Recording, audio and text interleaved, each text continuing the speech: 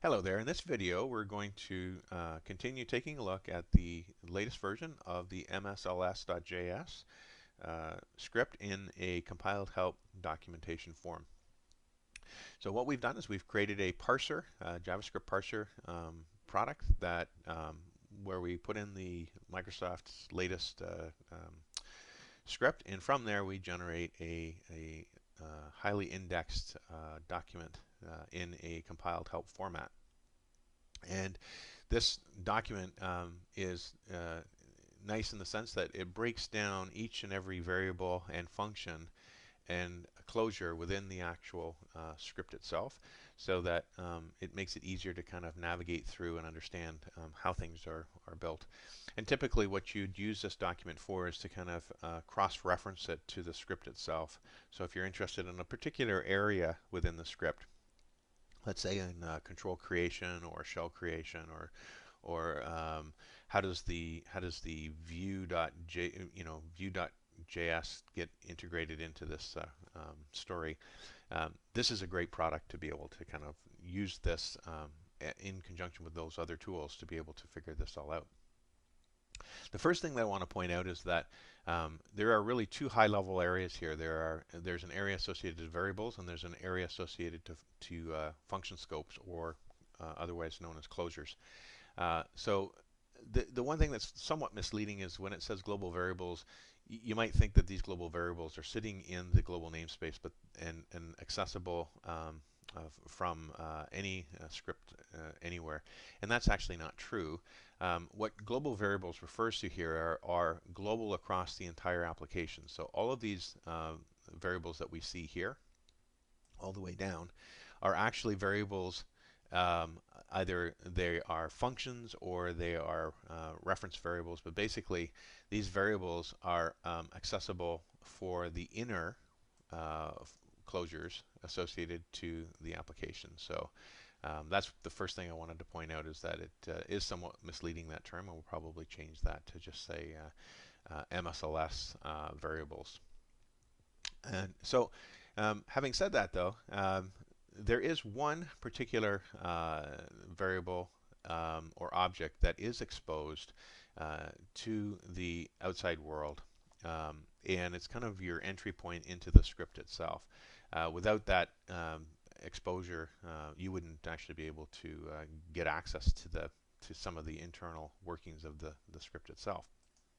So as you can see here, we have this assignment to this variable called MSLS, and again, as mentioned, this sits inside these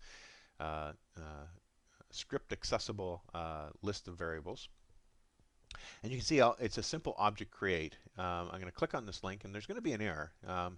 And the reason there's an error is actually coming from the fact that we're referencing this external Mozilla Developer Network page, and it happens to have a problem situating itself inside this browser.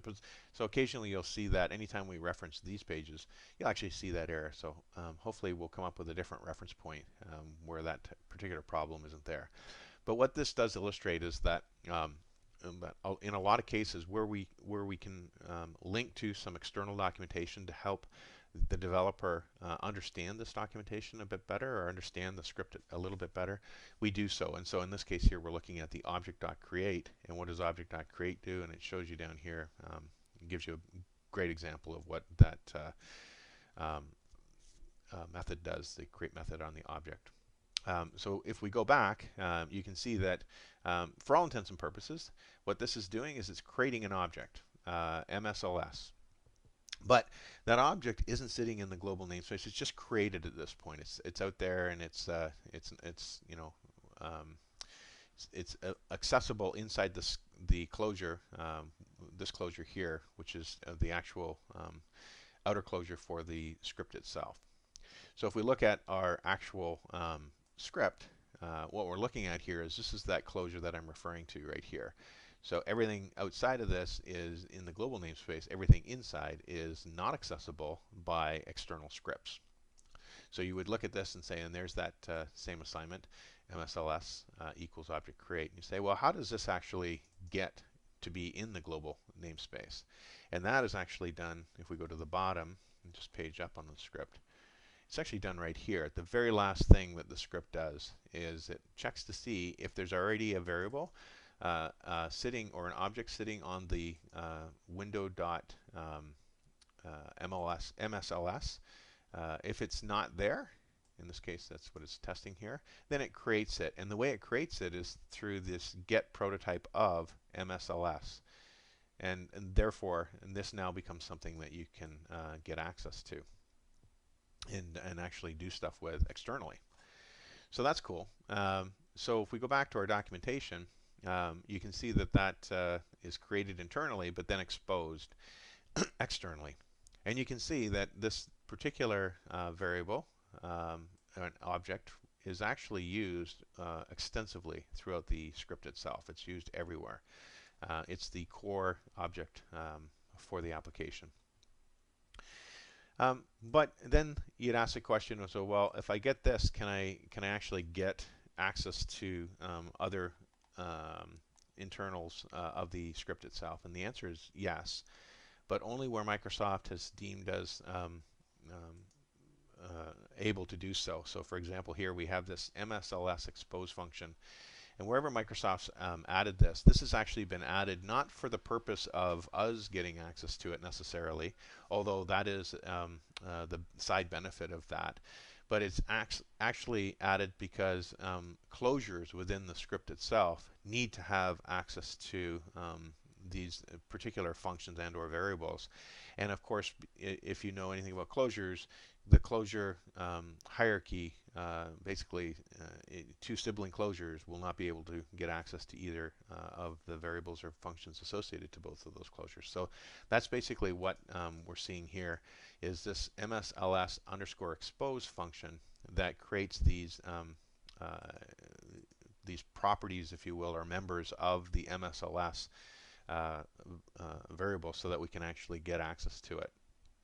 One in particular that you'll see in the default.html is when we call this MSLS._run. And if we look at that and we look at the actual default.html, this is a HTML client project. You'll see here that once the document's ready, that we're making a call, or the HTML document is making a script reference call to this thing called _run. And you can see that there appears to be a promise that is returned from this particular execution. And in this case here, the way promises work, you satisfy the so basically they get kicked off right away, but when the promise is finished completing whatever that initial action is, it will then call through a complete and or an error function. And basically the then is stipulating that if it's complete, just don't do anything. If there's an error, please alert me to that error. So basically that's the two functions that are there, or one function and no function for the complete. And so this will actually rip through that and move on and do something else. And then once this initial promise is satisfied and complete, then it will call through these, in this case just the error if there was an error. So it won't do anything if there was no error. So so we were looking at how this gets exposed, and that actually is something that's part of the this documentation, as far as having sort of an insight into where things are and how they're exposed. And one of the advantages to this documentation is a lot of what you'll find in the application itself is kind of hidden. I mean, you can navigate through the script, but when you try to find _run, it just won't exist. Even though there might be a reference, as we saw in the HTML document, it won't exist inside the script itself, because it's dynamically constructed where this member is actually being plopped, if you will, on top of the MSLS object. And how that's done, I'll let you figure that out. But basically, it's done through this MSLS expose. It's a very simple function where it's testing to see this external root. The external root is the prototype of MSLS. And if it has all of that stuff and it comes back, then it will call this MSLS set property, basically passing in the prototype of the MSLS object, and pass in this name. This will be the property name that it's going to create. And in the case of this one, it's going to be that underscore run. And then it's going to pass in a constructor. And the constructor in this case here is run. And it's going to be assigned to this, where were we here? Set property to this set property. And if you come in here and follow this logic through, you'll see how that actually gets done. But essentially, it's being assigned to the object with the name and its value. So the value is the constructor of that particular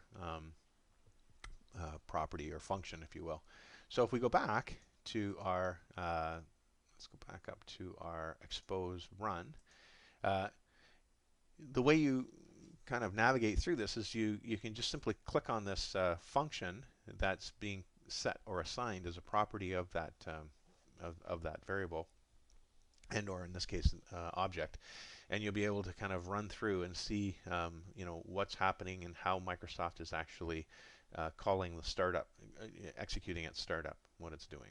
Right? So we're not going to get into too much detail into this, other than to say that you can see that at the very end, it's returning that promise that we saw earlier inside the HTML default.html script itself. And the one thing that I will point out is that one change we made is that where there is sort of like an inline function, we actually break it out using this technique here with this less than and greater than sort of encapsulation, so that the script itself, the actual logic that's being passed into WinJS promise. Now if we just click on that, you can see here that what we're looking at here is the documentation, the external documentation that you can go in and kind of dig through. And the so in this case here, if we go back to that, you can see that it's being passed an init and an optional on cancel. In this case here, we're not passing a cancel, we're just passing the init, or Microsoft is. And if you look at this, you can see this is the function that's being passed in. This is the thing that gets executed immediately, or it starts the process of getting executed immediately, and returns the promise immediately, and then provides the logic the ability to set the then for the complete and the error handlers down below, which we saw in the HTML product. But that doesn't happen immediately. It's an asynchronous process. And in this case here, it's actually kicking off a second promise, or creating a second promise, which, as you'll learn through promises, are chainable. So again, looking at the script in its raw form is somewhat confusing to kind of navigate through the script. But using this technique here, you can see that we have this thing called application error, which is an inline function that's actually referenced, and likely referenced through something down in this function scope here. In fact, so if we just click on that, we can see this is the function application error. And if we go back and we go into here, you can see that it's actually being referenced right here. So where possible, we try to break it out and just kind of give you sort of the high-level representation of a function, and encapsulate the in this case the complete function and the error function once it's done. So reading this once again, we have this call into this thing called MSLS underscore resources ready. What does that do? You can see that it returns this thing called a ready promise. If you click on that, you can see that it's using, again, winjs.promise. We looked at that just a second ago, to create and pass in this function scope. This function scope passes in this complete and error as its parameters. And as you can see, this is what gets executed immediately. It kind of starts this thing off. Looking at preferred languages, loading cultural information, and so on and so forth. And then it uses the complete to actually call through down here. So complete, if you click on this and complete, watch where it takes you. It takes you back to where it, at least the documentation knows that it started or where it originated from. In this case here, it's referring to this variable or this parameter that's coming into this function. So it does take a little bit of time to get used to promises because they are, you know, this sort of asynchronous event, and Microsoft's really leveraging them heavily inside the MSLS JS. So just bear that in mind. It's not something that's you know, that's going to be very obvious at first, but hopefully this style of documentation really does give us a good heads up as to where and how things kind of bolt together. And I think that's important because as you go through this script and having the ability to go forward, backwards from where you were, as you you know, go through the story is a really good thing, I think. But as I say, it's also something I think that without this, I don't think that you'll be able to get a true grasp of the beauty that's inside the MSLS.js script. It's just a wonderful piece of engineering. So that's basically all I wanted to cover today. There is a ton of other sort of things that are inside here, but I'll leave that for you to discover. So we've got things like properties, and we've got, as we talked about, the exposed. We have classes. So classes, this is pretty cool. This is all the classes that Microsoft dynamically constructs and creates. So so one of the things is that if you're navigating through the Visual Studio and you are looking at an area that's using this MSLS auto dispose change listener, as in this case here, and if you were to try to go to definition, it's going to go, huh? It's not going to know how to, you know, navigate. But what we've done is we've kind of looked at their pattern and built out the documentation so that you get a list of all of these dynamically derived types, in this case these classes, and you can look at the underlying constructors and basically understand how it's actually being used. So let's take a look now. If we go back to where we were, you can see that it's using this result, right? And it's creating this MSLS.AutoDisposeChangeListener.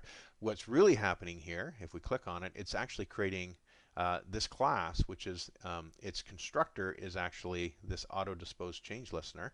So this is the thing that actually gets created, and you can see it's got three parameters: source, property name, and listener, that's coming in, and it's assigning them internally. And if you go back to where that was, the right here, you can see there's those three values right there. And when these values are actually either internal variables assigned within the closure itself, or they are actually passed in through parameters, then we don't actually have a link reference to them because we don't know really where they come from. But we do know that there are references to this add auto dispose change listener, and that's actually what you'll see here when you click on these values here. You'll be able to see that, oh, there's that reference to it, and again, those are the source properties that are coming through. So that's basically the advantage of the documentation, is it allows you to kind of navigate through and understand by just kind of referencing that how things work. And so as you can see here, result is now an instance of the MSLS auto dispose change listener. And it's actually adding this as a lifetime dependency to the target. So whatever the target is, this is now a lifetime dependency of that. And if you look at this, how does that do that? It goes through all of this sort of process here. And once again, you can see that it's getting down to this MSLS set property, very well used function within our MSLS.js script. So I think that's pretty much it. The only other thing that I would bring up, which is kind of cool, are some of the code-generated artifacts and how they kind of pull into the overall mix. So one of the first one I want to talk about is model, and model is actually I'll just pull up a model. So model, this is very this is code-generated off of the client.lsml file and all of your screen definitions and all of your data definitions. So the model is basically a JSON payload that gets downloaded at the start of the application, and basically what you'll find here is you'll find that it in itself is has nested object definitions, and this is actually used at runtime by the script to build out screens, to build out entity and application context for the MSLS application. So you know, it's not easy just to go from here and say, how does this get used? Rather, it's easier to kind of go back to our documentation and say, okay, well, let's see where that's pulled in. Now you can either search for model. I just happen to know how it's pulled in, so I'll show you that. Again, we go back to our run. We go to our run. We go down here to our init run. We've been through this already, right? We go to resources ready. We go to the ready promise, right? And now we can see that it's creating this new promise. If we look here, we're looking at the reference itself. Actually, it's inside this init run. In init run, you have this. So I was in resources ready, but actually it is right here in this function scope. So this function scope gets executed with the promise itself. So the promise that comes back from resource ready is then executed. Whoops, sorry. Is executed inside this inline function, this jQuery function encapsulation, and basically it's executing the promise promise.then with this function. This is if it's successful. This is what it'll do, which is basically looking at the model itself. Where are we here? Then uses the model service. The model service uses load. Load calls init load. Init load uses one of two choices to actually load the model. I don't understand fully exactly what the logic is here, other than it is executing an AJAX function, and once that's complete, it will process and parse the model. So if we look at raw load and we look at the create load promise init load, you can see that it's actually referencing the model.json here, and it's using this already defined, previously defined MSLS underscore root URI to kind of locate the string location for the path itself. So this is like the base tag, if you will, for the content. So this is how it gets the model.json, and once that's successful, it calls complete. And as we know, if we go back up here, up to the chain of command, that the complete is back. If we go create load, so right here is right here. So this is the, so as you can see, this file loader is actually either this or it's this, and one of those two, both are going to have a complete and an error call. So in this case here, it's parse if it's complete. If it's an error, report the model load. So if it's parse, we come into here, and here's the result. And as you can see, the first thing it does is it calls this JSON, a parse to JSON. If we click on that, you'll get some information on how that, what that does. But basically, there's your model that we just had, and you can see now it's being assigned to model.me, or me.model rather, and there's your model. And that's basically the end of sort of loading up the actual model itself. So again, you just hitting on these back aerials, these function references rather, you'll be able to kind of go back, and once you go through this a couple of times, you start to get a feel for how Microsoft is loading the model and where they're loading it, and the process of that. And it all comes down to the fact that it's actually being done by this dynamically derived model service in through this load function. Something that isn't that obvious, that you don't see automatically. In fact, here you see them defining the class, and here you're seeing them putting it onto the internal namespace called services. So basically, MSLS.services is really a new instance of this model service. This is like a singleton that's being exposed on the MSLS object itself. So that's what's happening under the covers. And again, this documentation, this form of documentation, we believe is a really good way of kind of learning some of the new stuff. And speaking of new stuff, if you're just tuning in to the MSLS sort of story and the HTML client story. Microsoft just released this latest version, and you can see in here that there's a couple of new types, control types that are being added. One of them is table, somewhere in here. Here we go. Table row layout, table. So it's tables right here, and then if you look down, you can see there's other things that are being added, such as a document editor and viewer and so forth. So some really cool stuff. I ask you just to kind of take a look at the documentation in its form, and you should be able to navigate quite nicely. Now the next question is, how do we get this script?